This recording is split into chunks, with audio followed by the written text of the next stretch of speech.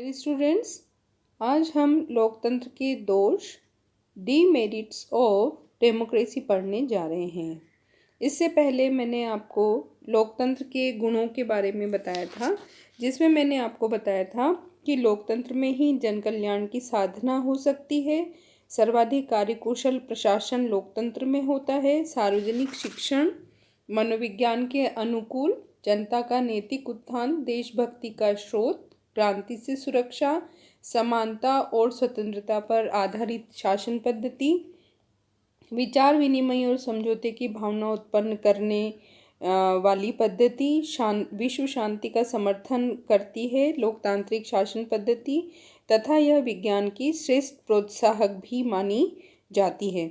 इस तरह से हमने लोकतंत्र के गुणों पर चर्चा की थी। आज हम लोकतंत्र की डीमेरिट्स के बारे में पढ़ रहे हैं। यदि एक ओर लोकतंत्र के गुणों का विशद विवेचन किया जाता है, तो दूसरी ओर अत्यंत कटु शब्दों में इसकी भर्त्सना भी की गई है। टेलीरेंट इसे दुष्टों का कुलीन तंत्र कहते हैं और लुडोविसी प्रजातंत्र मृत्यु की ओर ले जाता है, ऐसा उन्होंने कहा है। हम निम्न जैसा कि आप देख रहे होंगे स्क्रीन पर, इन पॉइंट्स के आधार पर इसके दोषों के बारे में पढ़ेंगे।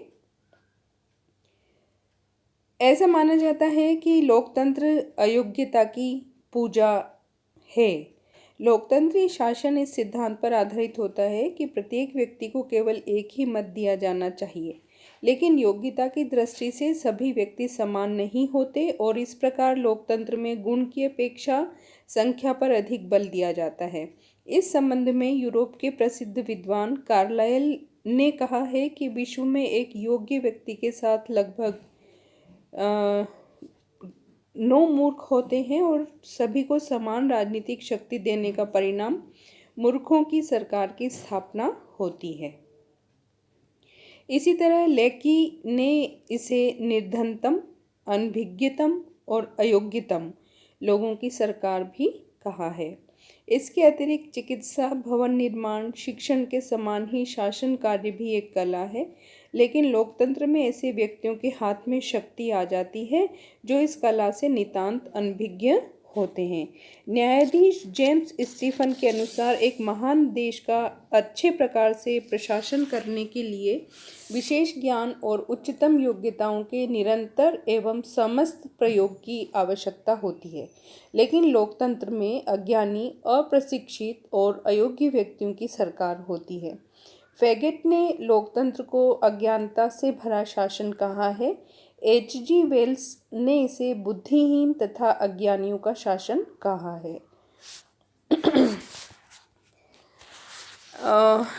इन सभी विद्वानों के अनुसार लोकतंत्र एक अकुशल शासन हो जाता है। इस प्रकार अकुशल शासन हो जाता है।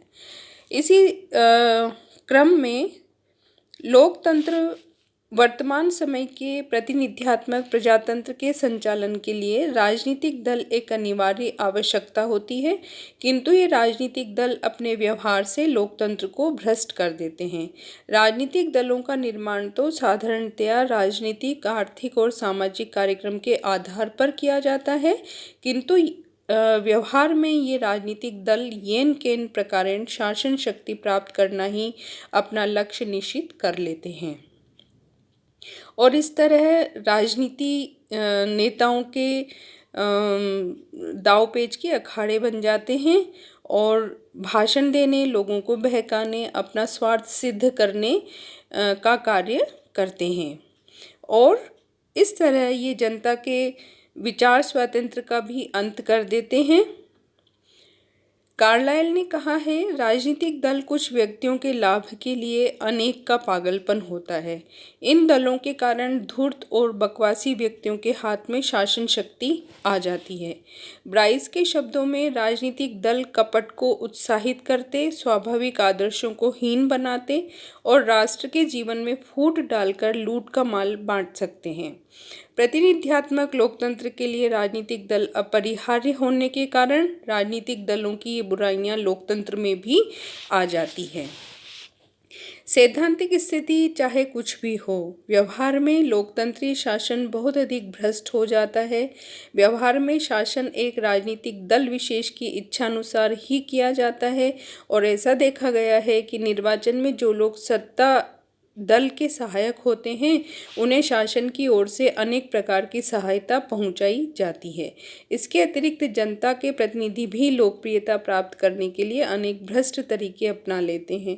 ब्राइस ने राजनीति में धन का बल, the money power in politics शीर्षक में अध्याय में कहा है कि ऐसे अनेक उदाहरण हैं जिनमें निर्वाचकों, विधायकों, प्रशासकीय अधिकारियों और न्यायाधिकारियों तक ने धन के लोभ के सम्मुख सिर झुका दिया। इसी तरह लोकतंत्र में सार्वजनिक धन और समय का भी अपव्यय होता है, ऐसा माना जाता है। लोकतंत्र में धन और समय का अत्यधिक अपव्यय होने का कारण है कि विधानसभाओं की लंबी और जटिल प्रक्रिया के कारण कानूनों के निर्माण में वर्षों लग जाते हैं और अनेक बार तो कानून पारित होने तक आउट ऑफ डेट हो जाते हैं। ब्राइस ने लोकतंत्र की तुलना एक ऐसी समिति से की है जिसके अंतर्गत 7 सदस्यों द्वारा 7 दिनों में उतना ही कार्य किया जाता है जितना एक व्यक्ति एक दिन में करता है। इसके अतिरिक्त चुनाव के समय बहुत बड़ी संख्या में सरकारी अधिकारियों को नियुक्त करने, मतदाता सूचियां तैयार करवाने और उन्हें प्रकाशित करवाने में बहुत अधिक सार्वजनिक धन व्यय होता है। बार्कर ने ठीक ही लिखा है कि लोकतंत्र अपनी प्रकृति से ही शीघ्र निर्णय के अनुकूल नहीं है। राजतंत्र और कुलीन तंत्र में सामान्यतया शासक वर्ग साहित्य, कला और संगीत का प्रेमी होता है और शासक वर्ग का आश्रय पाकर साहित्यकार, कलाकार, विद्वान निश्चितता पूर्वक अपने कार्यों में लगे रह सकते हैं। लेकिन लोकतंत्र में समस्त ध्यान राजनीति पर ही केंद्रित हो जाने के कारण साहित्य और संस्कृति के क्षेत्र में उदासीनता व्याप्त हो जाती है। विद्वानों को अपने क्षेत्रों में समुचित आदर न मिलने से उन्हें अपने कार्य में प्रोत्साहन नहीं मिलता और मानव जीवन का सर्वतोमुखी विकास भी नहीं हो पाता। बर्न्स के शब्दों में प्रजातंत्र जिस सभ्यता को जन्म देता है वह दूषित, साधारण एवं मंद होती है, धीरे होती है। सर हेनरी मैन और ली वॉन के द्वारा भी इसी प्रकार के विचारों को व्यक्त किया गया है। लोकतांत्रिक समानता के आदर्श पर लोकतंत्र को आधारित माना जाता है, किंतु व्यवहार में ऐसा नहीं है।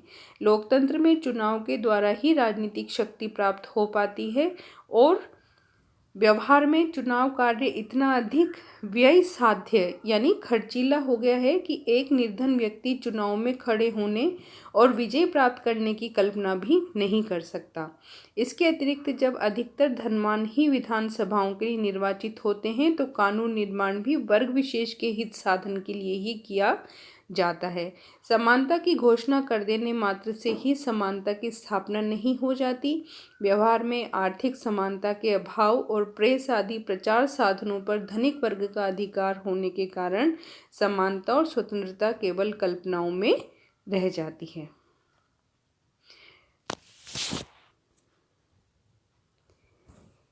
उत्तरदायित्वपूर्ण शासन की धारणा प्रजातंत्र की विशेषता मानी जाती है, परंतु वास्तव में यह धारणा एक कोरी कल्पना है, ऐसा लोकतंत्र के आलोचकों का कहना है। सबके प्रति उत्तरदायी होने का अर्थ है किसी के प्रति उत्तरदायी न होना और प्रजातंत्र में शासक अपने उत्तरदायित्व को एक दूसरे पर टाल देते हैं। हर्नशा के शब्दों में लोकतंत्र की प्रवृत्ति सार्वजनिक मामलों में एक ऐसे अविचार, एक ऐसे असंयम, एक ऐसे पागलपन के प्रदर्शन की ओर होती है जिन्हें उसका कोई सदस्य अपने व्यक्तिगत मामलों में प्रदर्शित करने का स्वप्न भी नहीं देख सकता। इसी तरह से यह कहना बिल्कुल गलत है कि लोकतंत्र जनता को राजनीतिक शिक्षा प्रदान करता है। राजनीतिक दल प्रत्येक बात को जनता के सामने एक विशेष रूप से प्रस्तुत करते हैं और निर्वाचन के समय तो समस्याओं को अत्यंत विकृत रूप प्रदान करके जनता को भ्रमित कर दिया जाता है। लोकतंत्र में किए जाने वाले इस प्रचार और कार्यों से नागरिक शिक्षित नहीं होते, वरन ऐसी बातें सीखते हैं जो सार्वजनिक जीवन के लिए बहुत ही हानिकारक होती है। लोकतंत्र मतदाताओं की सक्रिय रुचि पर आधारित व्यवस्था है, लेकिन व्यवहार में मतदाताओं की उदासीनता ही सर्वत्र देखने में आती है। मतदाताओं को बार बार प्रेरित करने, दलों उम्मीदवारों द्वारा उन्हें घर और कार्यालयों से मत देने के लिए निकालने पर भी सामान्यतः लगभग 50% मतदाता ही अपने मताधिकार का प्रयोग करते हैं। ऐसी स्थिति में लोकतंत्र के अंतर्गत जनता की इच्छाओं का सही प्रतिनिधित्व नहीं हो पाता। व्यवहारवादी लेखक रॉबर्ट ए डहल लिखते हैं कि चुनाव से हमारी अपेक्षा यह होती है कि उनसे कुछ निश्चित विषयों के संबंध में बहुमत की इच्छा अथवा वरीयता का पता लग सकेगा, पर चुनाव में ऐसा बहुत कम देखने को मिलता है। डॉक्टर आशीर्वादम ने लिखा है कि अपनी पुस्तक राजनीति शास्त्र के प्रश्न नंबर 364 पे डॉक्टर आशीर्वादम ने लिखा है कि मतदाताओं की उदासीनता का नतीजा यह होता है कि शक्ति कुछ ऐसे अविवेकी लोगों के हाथों में आ जाती है जो लंबे चौड़े वायदों और झूठे सच्चे तर्कों से जनता को बहलाने और उससे अनुचित लाभ उठाने के लिए हमेशा तैयार रहते हैं। लोकतंत्र में यह आशा भी की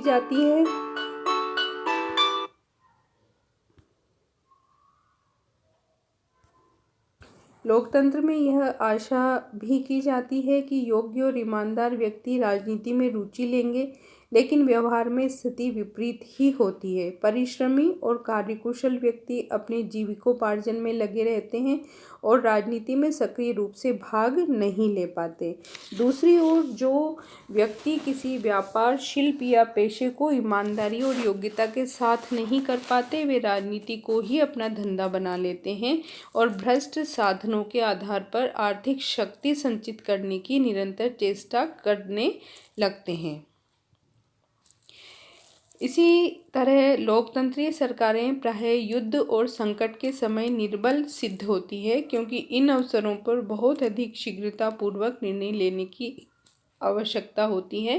लोकतंत्र ऐसी गति का परिचय नहीं दे पाता। उदाहरण के लिए 1914 में जब जर्मनी के सम्राट ने बेल्जियम पर आक्रमण का निश्चय क्षणों में कर डाला था, लेकिन ब्रिटिश संसद इस स्थिति पर कई दिनों तक वाद विवाद करती रही। इन सब के अतिरिक्त, जैसा कि सार्टोरी ने विचार व्यक्त किया है, अन्य राजनीतिक व्यवस्थाओं की तुलना में प्रजातंत्र अधिक जटिल और अधिक दुर्बोध शासन है। पिकल्स के द्वारा भी अपनी पुस्तक डेमोक्रेसी में परिभाषित करने और संचालित करने की दृष्टि से एक कठिन शासन व्यवस्था कहा गया है।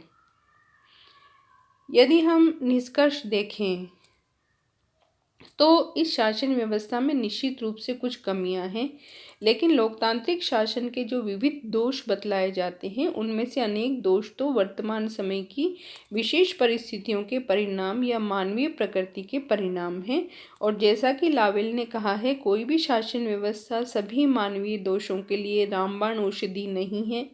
इसके साथ ही एक अन्य तथ्य यह है कि अन्य शासन व्यवस्थाओं, राजतंत्र, कुलीन तंत्र या अधिनायक तंत्र के दोष लोकतंत्र की तुलना में निश्चित रूप से बहुत अधिक गंभीर हैं। ऐसी कोई शासन व्यवस्था नहीं है जिसे लोकतंत्र से श्रेष्ठ कहा जा सके। ब्राइस के शब्दों में कहा जा सकता है कि लोकतंत्र पर अनेक आक्षेप किए जा सकते हैं, लेकिन लोकतंत्र से अच्छी शासन व्यवस्था की खोज मानव जाति ने अभी तक नहीं की है। इन सब के अतिरिक्त डीवे, एलवुड, हावहाउस, जॉर्ज, ब्राइस, मिल आदि सभी लेखकों ने इस बात को स्वीकार किया है कि केवल लोकतंत्र ही मानवीय व्यक्तित्व और चरित्र का विकास करने में समर्थ है। वस्तुतः लोकतंत्र से बढ़कर सेल्फ करेक्टिव सरकार, आत्म सुधारवादी सरकार या राजनीतिक व्यवस्था कोई भी दूसरी नहीं हो सकती। अतः लोकतंत्र को आज भी सर्वोत्तम शासन व्यवस्था कहा जा सकता है। इसी संदर्भ में हम यहाँ लोकतंत्र की समीक्षा को आगे बढ़ाते हैं। लोकतंत्र के गुण दोष के संबंध में स्थिति अत्यधिक विवादास्पद है और लोकतंत्र के समर्थकों तथा विरोधियों द्वारा लोकतंत्र के संबंध में दो परस्पर नितांत विरोधी बातें कही गई है। पहली बात है कि लोकतंत्र योग्यता का शासन है, अयोग्यता का शासन है। और दूसरी बात कही गई है कि लोकतंत्र जो है सर्वोत्तम शासन है। पहला पॉइंट हम लेते हैं कि लोकतंत्र जो है वह अयोग्यता का शासन है। अरस्तु, टेलीरेन, लेकी, फैगेट, न्यायाधीश जेम्स स्टीफेन आदि व्यक्ति लोकतंत्रीय व्यवस्था के कटु आलोचक रहे हैं और उनके द्वारा किसी न किसी रूप में लोकतंत्र को अयोग्यता का शासन कहा गया है। उनके द्वारा जो विचार प्रस्तुत किए गए हैं इस तर्क के संदर्भ में वह ऐसे इस तरह हैं। सामान्य जनता की अशिक्षा और परिणामतः अयोग्य व्यक्तियों का बहुमत लोकतंत्र में होता है। इस बारे में हम पहले भी बात कर चुके हैं। दूसरा तर्क ये दिया जाता है कि अविशेषज्ञों द्वारा शासन शक्ति का प्रयोग किया जाता है। इनका मानना यह है कि शासन कार्य भी एक कला है, लेकिन लोकतंत्र में ऐसे व्यक्तियों के हाथ में शासन शक्ति आ जाती है जो इस कला से नितांत अनभिज्ञ होते हैं। अन्य तर्क यह है कि राजनीतिक दलों का व्यवहार में लोकतंत्र पर कुप्रभाव पड़ता है और ये राजनीतिक दल स्वार्थ साधन के प्रयत्नों में ही संलग्न रहते हैं, अतः सार्वजनिक हित की अनदेखी की जाती है। सामान्यतः ऐसा देखा गया है कि जो भी सर्वाधिक योग्य व्यक्ति होते हैं वे राजनीति या चुनाव में नहीं पड़ते। लोकतंत्र योग्यतम व्यक्तियों की सेवा से वंचित रहने के कारण भी अयोग्यता का शासन हो जाता है। इसी तरह से चुनाव में जो वाकपटु व्यक्ति होते हैं वह राजनीति में आते हैं, विजयी होते हैं और अपने स्वार्थों की सिद्धि करते हैं। लोकतंत्र में विवेक के स्थान पर भावना को अधिक महत्व देने की प्रवृत्ति पाई जाती है, इसलिए भी यह अयोग्यता का शासन कहलाता है। इसी तरीके से लोकतंत्र में राजनीति को कई व्यक्तियों के द्वारा, कई वर्गों के द्वारा व्यवसाय बना लिया जाता है, इसलिए भी यह लोकतंत्र को दूषित करने और उसे अक्षम बनाने की प्रवृत्ति होती है। दूसरा तर्क यह है कि लोकतंत्र अयोग्यता का नहीं, योग्यता का शासन है या यह सर्वोत्तम शासन है।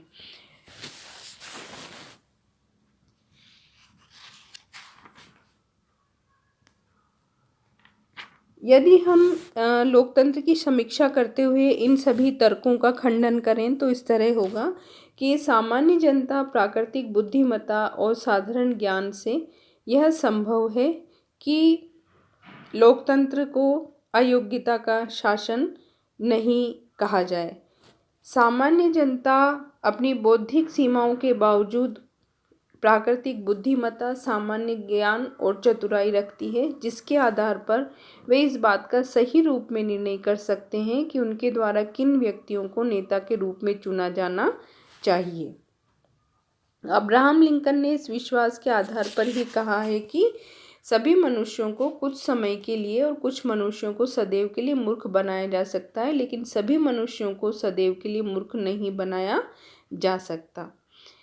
लोकतंत्र में वास्तविक प्रशासन विशेषज्ञों के द्वारा ही हो, इसमें संदेह नहीं है कि जीवन के क्षेत्रों के समान ही प्रशासनिक कार्यों के लिए भी विशेष योग्यता की आवश्यकता होती है, लेकिन लोकतंत्र में वास्तविक प्रशासन का कार्य स्थायी रूप से नियुक्त विशेषज्ञों के द्वारा ही किया जाता है। जनता या उनके प्रतिनिधि तो केवल इस बात का निर्णय करते हैं कि शासन कार्य के अंतर्गत क्या किया जाना है और इसे कैसे किया जाना है। यह बात विशेषज्ञों पर छोड़ दी जाती है। जनता प्रशासन के उद्देश्य निश्चित करती है और इन उद्देश्यों की प्राप्ति का कार्य विशेषज्ञ करते हैं। प्रजातंत्र यद्यपि प्रत्येक वयस्क व्यक्ति को एक मत की धारणा का प्रतिपादन करता है, लेकिन प्रजातंत्र के अंतर्गत नागरिकों को विचारों के आदान प्रदान की सुविधा प्रदान की जाती है। इसके आधार पर समाज के अधिक योग्य व्यक्ति समाज के कम योग्य व्यक्तियों को अपने विचारों से प्रभावित कर सकते हैं। लोकतंत्र में योग्य व्यक्तियों की सेवाएं प्राप्त की जा सकती हैं और इस आधार पर इसे अयोग्यता का शासन नहीं कहा जा सकता।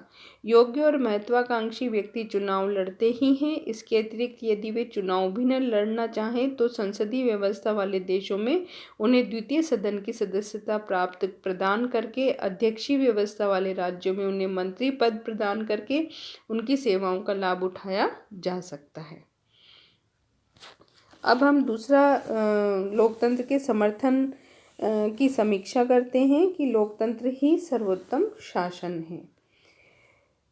एक ओर लोकतंत्र के विरोधियों द्वारा इसे अयोग्यता का शासन कहा गया है, तो दूसरी ओर इसके समर्थक और प्रशंसक इसे सर्वोत्तम शासन की संज्ञा देते हैं। कुछ लक्षण जो कि इसे सर्वोत्तम शासन मानते हैं। पहला, श्रेष्ठ शासन व्यक्ति की स्वतंत्रता और उसकी गरिमा में आस्था रखते हुए व्यक्ति को साध्य और शासन को साधन मात्र मानता है। वह व्यक्ति और समाज के सर्वांगीण विकास का प्रयत्न करता है और सार्वजनिक हित में वृद्धि करता है। यह जनमत के अनुसार ही कार्य करता है, कदापि अत्याचारपूर्ण ढंग नहीं अपनाता या असंवैधानिक तरीके नहीं अपनाता। यह कार्यकुशलता व स्थायित्व के गुणों से युक्त होता है और सामान्य काल तथा संकट काल दोनों में ही पर्याप्त शक्तिशाली सिद्ध भी हुआ है। यह संगठन की दृष्टि से सरल होता है, जिसमें सामान्य व्यक्ति इसे समझ सकें और इसके अनुसार कार्य कर सकें। यह व्यक्ति को नागरिक व नैतिक शिक्षा प्रदान करता है और राष्ट्रीय चरित्र के उत्थान में सहायक होता है। यह साम्राज्यवाद तथा युद्ध का विरोधी और विश्व शांति में आस्था रखने वाला है। यह समय और धन की दृष्टि से मितव्ययी होता है। कुछ कम या अधिक मात्रा में लोकतंत्री शासन के अंतर्गत इनमें से अधिकांश लक्षण पाए जाते हैं। यद्यपि लोकतंत्र का संगठन अपेक्षाकृत जटिल होता है, लेकिन यह जटिलता ऐसी नहीं है जिसे समझा न जा सकता हो। लोकतंत्रीय शासन को अपनाने के कुछ वर्षों बाद तो लोकतंत्री व्यवस्था सरल और अत्यंत दिलचस्प प्रतीत होती है। इसी प्रकार यद्यपि लोकतंत्र में अन्य शासन व्यवस्थाओं की तुलना में अस्थायित्व पाया जाता है, लेकिन यह दृष्टि में रखा जाना चाहिए कि शासन में पूर्ण स्थायित्व तो जड़ता और निरंकुशता को ही जन्म देता है। लोकतंत्र का अपेक्षाकृत कम स्थायित्व भी इस दृष्टि से श्रेष्ठ है कि शासन में होने वाले समस्त परिवर्तन लोकमत के अनुसार ही होते हैं। इतना अवश्य स्वीकार करना होगा कि लोकतंत्र समय और धन की दृष्टि से मितव्ययी नहीं होता। श्रेष्ठ शासन के उपयुक्त लक्षणों के अतिरिक्त लोकतंत्र में कुछ अन्य गुण भी विद्यमान हैं, जैसे लोकतंत्र शासक और शासितों में जैसा संपर्क और सहयोग स्थापित करता है, वैसा अन्य किसी भी शासन व्यवस्था में संभव नहीं है। अतः वर्तमान समय में मान्य विचार यह है कि शासन प्रणाली की श्रेष्ठता का निश्चय प्रशासनिक कुशलता अथवा भौतिक वस्तुओं के उत्पादन की मात्रा के संदर्भ में नहीं, वरन इस आधार पर किया जाना चाहिए कि एक विशेष शासन व्यवस्था का मानवीय व्यक्तित्व और चरित्र पर क्या प्रभाव पड़ता है। इस दृष्टि से लोकतंत्र अन्य शासन व्यवस्थाओं की तुलना में निश्चित रूप से सर्वाधिक श्रेष्ठ शासन व्यवस्थाएं हैं। अन्य शासन व्यवस्थाएं भौतिक विकास में भले ही समर्थ हो, लेकिन उनके द्वारा व्यक्ति को साधन मात्र समझे जाने के कारण वे मानवीय व्यक्तित्व के विकास में सहायक नहीं हो पाती। एकमात्र लोकतंत्री व्यवस्था ही मानवीय व्यक्तित्व के विकास में सहायक सिद्ध हुई है और इसी दृष्टि से यह सर्वश्रेष्ठ है। यदि किसी देश विशेष में अज्ञान, अशिक्षा और अत्यधिक निर्धनता के कारण लोकतंत्र ने अयोग्यता के शासन का रूप प्राप्त किया है, तो यही कहा जाना चाहिए कि यह अपवाद स्वरूप स्थिति है, जिसे शिक्षा के प्रचार और आर्थिक समानता की स्थापना के आधार पर दूर किया जा सकता है। लोकतंत्र के गुण उसके अपने हैं, लेकिन दोष बाहरी परिस्थितियों के परिणाम। निष्कर्ष रूप में यही कहा जा सकता है कि लोकतंत्र को अयोग्यता का शासन कहे जाने के स्थान पर इसे सर्वोत्तम शासन ही कहा जाना चाहिए और इसीलिए इस श्रेष्ठता के कारण ही समस्त विश्व इसे अपनाने की निरंतर चेष्टा में संलग्न है। यहाँ लोकतंत्र की सफलता के लिए कुछ आवश्यक परिस्थितियों का उल्लेख करना चाहूँगी। लोकतांत्रिक शासन व्यवस्था में जिन दोषों का उल्लेख किया गया है, ये दोष स्वयं लोकतंत्रात्मक शासन के न होकर उन व्यक्तियों एवं प्रवृत्तियों के हैं जिनके माध्यम से लोकतंत्री शासन में प्रभुसत्ता का प्रयोग किया जाता है। लोकतंत्री शासन एक प्रकार से यथा प्रजा तथा राजा के सिद्धांत पर आधारित होता है और इसलिए इस शासन व्यवस्था में सुधार करने का एकमात्र व्यावहारिक मार्ग मानव व्यवहार को सुधारना है। इसके अतिरिक्त एक ऐसे वातावरण के निर्माण की भी आवश्यकता है जिसके अंतर्गत व्यक्ति अपने व्यक्तित्व का विकास कर सके और अपनी बुद्धि का सार्वजनिक हित में प्रयोग कर सके। लोकतांत्रिक शासन व्यवस्था की सफलता के लिए कुछ प्रमुख निम्नलिखित परिस्थितियां आवश्यक हैं, जो इस तरह है। पहला है नागरिकों का नैतिक उत्थान। इसका तात्पर्य यही है कि लोकतंत्र नागरिकों को चरित्रशीलता और नैतिकता पर आधारित होता है। नागरिकों को नैतिक दृष्टि से उच्च एवं ईमानदार होना चाहिए। उनमें परमार्थ एवं कर्तव्यपरायणता की भावना होनी चाहिए। लोकतंत्री शासन जनमत पर आधारित होता है, अतः शिक्षित एवं सजग जनता लोकतंत्र की सफलता के लिए सबसे प्रमुख आवश्यकता है। यह सही कहा गया है कि सतत जागरूकता ही लोकतंत्र का मूल्य है। समानता की घोषणा मात्र कर देने से राजनीतिक समानता की स्थापना नहीं हो जाती। व्यवहार में राजनीतिक समानता स्थापित करने के लिए आर्थिक समानता एक पूर्व आवश्यकता है। एक निर्धन व्यक्ति का संपूर्ण ध्यान, शक्ति और नैतिकता रोटी तक ही सीमित हो जाती है। उसमें आत्मविश्वास नहीं होता और आत्मविश्वास के अभाव में निर्धन वर्ग धनिक वर्ग के अनुचित प्रभाव में आ जाते हैं। लोकतंत्र में शासन विचार द्वारा होता है, अतः सभी व्यक्तियों को नागरिक स्वतंत्रताएं प्राप्त होनी चाहिए। इसका तात्पर्य है विचार और अभिव्यक्ति की स्वतंत्रता, प्रेस की स्वतंत्रता, साहित्य के प्रकाशन की स्वतंत्रता, सम्मेलन और संगठन की स्वतंत्रता। लोकतंत्रीय शासन में लोकमत ही शासक को मर्यादा और नियंत्रण में रख सकता है, अतः ये सभी स्वतंत्रताएं नागरिकों को प्राप्त होनी चाहिए। सामान्य व्यक्ति लिखित संविधान के द्वारा सरकार के रूप, अपने अधिकार एवं कर्तव्यों का सरलता से ज्ञान प्राप्त कर सकता है। लिखित संविधान अलिखित संविधान की अपेक्षा जनता के अधिकारों का अच्छा रक्षक होता है। इसलिए यह आवश्यक है कि लोकतंत्र में लिखित संविधान के आधार पर ही शासन किया जाए। सामाजिक व्यवस्था भी समानता पर आधारित होनी चाहिए। न्याय और समानता पर आधारित समाज के अंतर्गत जन्म, जाति, रंग, धर्म, संप्रदाय आदि के भेदभाव के बिना प्रत्येक व्यक्ति के व्यक्तित्व को समान महत्व दिया जाना चाहिए। इसी तरह समाज में एकता की भावना विद्यमान हो, वे पारस्परिक सहयोग के आधार पर सामुदायिक जीवन व्यतीत कर सके। जनता में भाषागत, जातिगत और प्रांतीय भेदों को बहुत अधिक महत्व नहीं दिया जाए, तभी लोकतंत्र सफल होता है।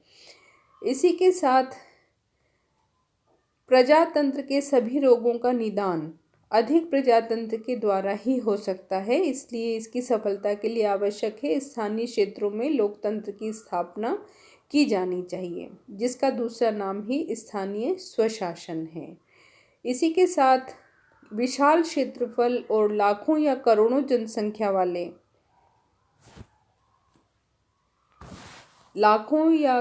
जनसंख्या वाले वर्तमान राज्यों में प्रत्यक्ष प्रजातंत्र संभव नहीं है। सभी राज्यों में प्रतिनिध्यात्मक प्रजातंत्र प्रचलित है और यह राजनीतिक दलों के माध्यम से कार्य करता है। इसके लिए आवश्यक है कि राजनीतिक दल आर्थिक और राजनीतिक कार्यक्रम पर ही आधारित होने चाहिए। इनका संगठन धर्म, जाति, भाषा या प्रांतीय भेदों के आधार पर नहीं किया जाना चाहिए। लोकतंत्र का अर्थ परस्पर विचार विमर्श, परामर्श द्वारा शासन है और व्यवहार में इस शासन व्यवस्था के अंतर्गत बहुमत द्वारा शासन किया जाता है। लेकिन बहुमत को मनमानी करने के स्थान पर सदैव ही न्यायप्रियता का परिचय देना चाहिए, जिससे लोकतंत्र को बहुमत के अत्याचार की संज्ञा नहीं दी जाए। इसी के साथ प्रजातंत्र की सफलता के लिए आवश्यक है कि बुद्धिमान और सतर्क नेतृत्व हो।